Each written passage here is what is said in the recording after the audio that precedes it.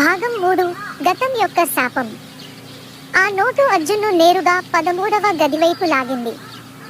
ఆ గది దగ్గరగా వెళ్ళగానే తీవ్రమైన చలితో ఒళ్ళు వణికింది. తలుపు వాయిదే ఉండగా లోపల చీకట్లో ఒక ప్యాంటు, ఆపై రక్తపు మచ్చలు. అతను లోపలికి అడుగు పెట్టగానే తలుపు గట్టిగా మూసుకున్నది. అర్జున్, నా పేరు మయూర్. ఇదే గదిలోనే నా చావు జరిగింది. అర్జున్ ఆ శబ్దం వైపు తిరిగి చూస్తే గోడ మీద రక్తంతో కూడిన ఓ విద్యార్థి ముఖ చిత్రం. నన్ను చంపినవాడు హాస్టల్ మేనేజర్. నిజం బయటకు తేవాలి. అర్జున్ ఆత్మను అడిగాడు, నీవు నన్ను వదిలేస్తావా? ఆ ఆత్మ నవ్వుతూ చెప్పింది, ఇంకా ఒక రాత్రి ఉంది. చివరి ముప్పు మాత్రం మిగిలింది. భాగం 4 చివరి చావు ఆట. అర్జున్ ఎదుట నిలిచిన ఆత్మ మయూర్ కళ్ళు ఇప్పుడు ఎర్రగా మంటల వెలుగుతున్నాయి. నిజాన్ని ఒప్పుకునే వరకు నేను వీడను.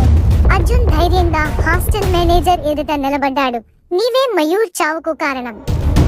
ఆ రాత్రి నీవే అతన్ని 13వ గదికి పంపావు. మేనేజర్ షాక్ అయ్యాడు. అకస్మాత్తుగా అతని వెనక మయూర్ ఆత్మ భయంకరంగా కనిపించి అరవసాగింది.